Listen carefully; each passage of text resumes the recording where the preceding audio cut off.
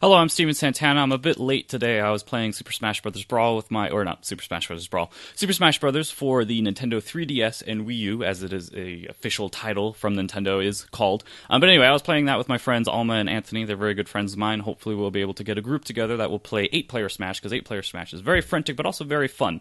But anyway, enough of that. I'm kind of running late today, so I'm going to try to get through this daily news thing really quickly. I'm Steven Santana with illustriousmagic.com, and this is my daily news show where I talk to the void, and basically just talk about the news that was pertinent today and important and what I think about it. So, starting right off, the Batman comic storyline, the most recent one that is being written by Scott Snyder. This is from an IGN interview with Scott Snyder, the writer. He basically talks about how he is reintroducing the Joker, and he's going to have this Wolverine-like regenerative quality where basically it kind of explains why the Joker always survives these near-death experiences that he has. 1 minute, I have to check to see if the audio is actually recording.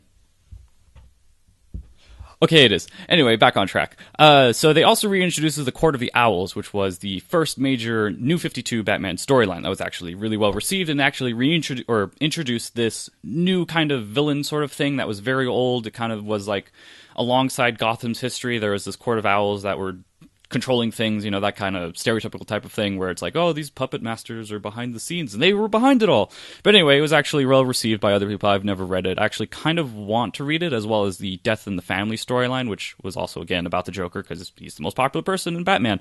Anyway, basically the Joker has these really weird regenerative qualities. He has an extended lifeline, and he's actually as old as Gotham itself, or maybe even older, apparently, in this comic. But that's for a future date. They were basically talking about the tease that was hinted in the most recent issue of the Batman.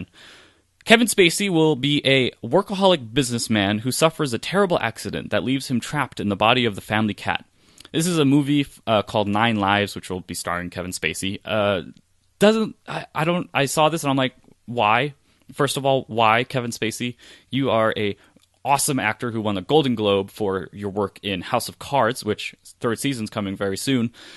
And for some reason you're attaching yourself to this film. It's like, it makes no sense. Just like Bill Murray being in Garfield is kind of a very comparative thing, mostly because it's a cat movie, and also because Bill Murray is a great actor who can do all these great things, and for some reason he ended up, being in this movie that was just bad, just not good. So that's weird. Moving along. #iDarb, Brothers: A Tale of Two Sons, and Sniper Elite V2 are the free games with gold for February 2015. Now, iDarb is a 2D esports game. I was watching some footage of it because I forget if I ever watched this game before, but it's basically like this weird sports arena thing where there's 3-on-3 and you have to get this ball into the goal, but like there's lots of like double jumping, and you can charge your attacks and pass it to people and ricochet it off of things. It's very interesting. It looks actually kind of cool.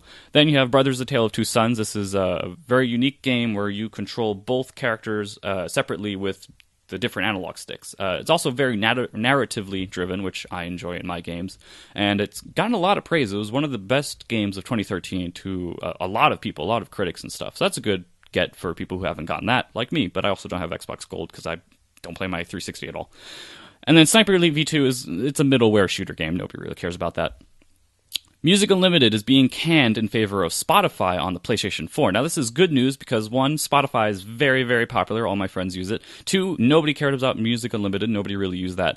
And also because they're going to be using the basically the background feature where you can play music in the background. That will also be a feature of Spotify. So it'll be great because you can play all of the music that Spotify has on your account that you already have. You can both use your free account or your premium account and use that on the PlayStation 4, play music in the background as you're playing other games, which I really like because I enjoy having background music instead of the regular stuff, especially when you're playing online games like Call of Duty.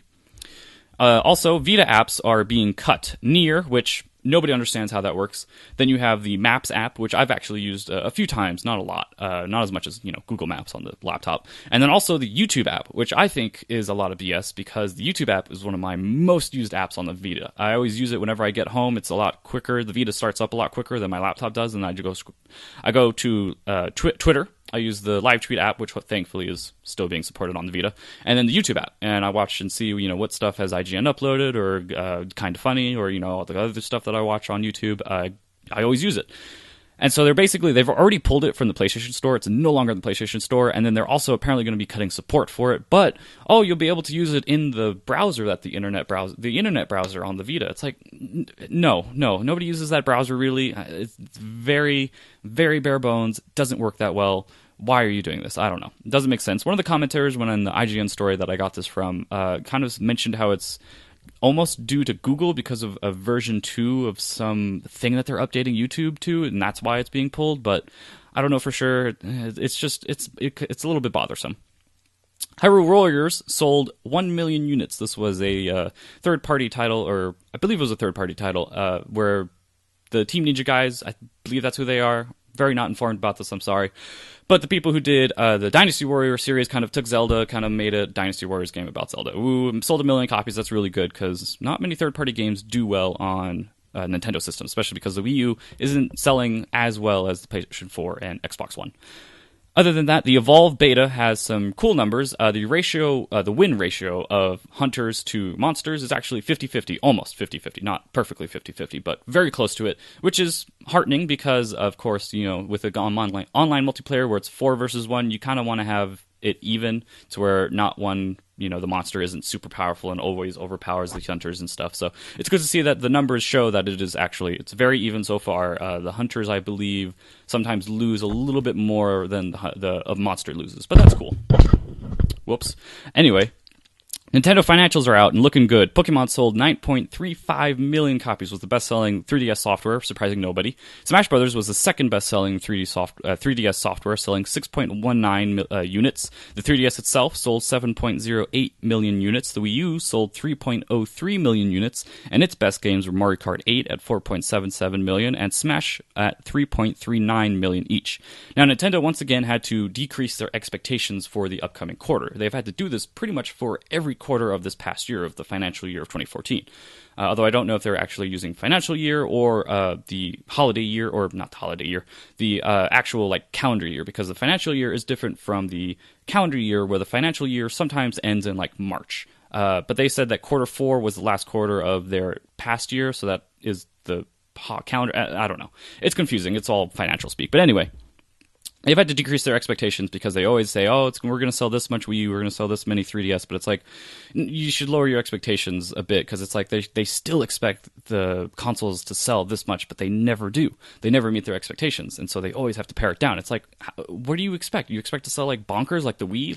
It feels as if they're still somewhat prideful over expecting these consoles to do so well. They talked about how the Japan sales of the 3DS were great because the new 3DS was introduced. However, in the US and Europe, the 3DS sales didn't do that well as they expected, and it kind of goes along with their slightly offensive term where they were the new 3DS isn't coming to these regions because the 3DS hasn't reached its peak sales yet. And it's we want you to buy the 3DS before we give you the new 3DS, because we want you to buy the new 3DS as well to upgrade from the 3DS so we can make more money. And we're not going to put the power plug in the new 3DS because we want to save money, but we're not going to give you any of that discount because it's still going to be sold for $200 MSRP.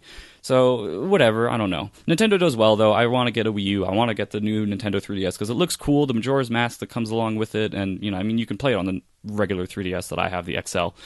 But with the C-Stick, the little nub thing that you'll have on the right that controls the camera, that's cool. I like that. The new processor's good. Maybe they'll have SNES or Game Boy Advance games, virtual titles come to the new 3DS. Probably not.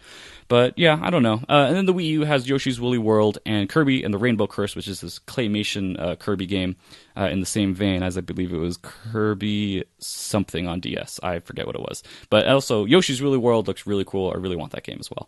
But yeah, I still need to go to Wii U and a new Nintendo 3DS. I worked on my Grim Fandango walkthrough videos. I am really bad at puzzle games, like I mentioned yesterday. The first video went up. The second video was publishing when I left. I unfortunately forgot to plug the power adapter into my laptop, so it died and stopped publishing the video. So, unfortunately, I'll probably publish that overnight now. And then other than that, yeah, I played some Super Smash Bros. Brawl. I play Link as my main. I'm always the Dark Link skin, and then my friends played Kirby and Shulk, who's shirtless in his bathing suit, and some other characters that I forget. Link is very bad when you get him off stage and he has to do the little spitting thing to get up. He's very tough to get back on stage, but other than that, he's the only one I use. Really hoping we can get 8 players together to do all that stuff, but I have 10 seconds before it hits 10 minutes. I'm going to try to not edit this video so it can go up as quickly as possible. So thank you for watching. I hope you can follow me on Twitter at number8axel. You can follow all of my friends. I'm sure I'm putting up the links on the thing. And thank you for watching.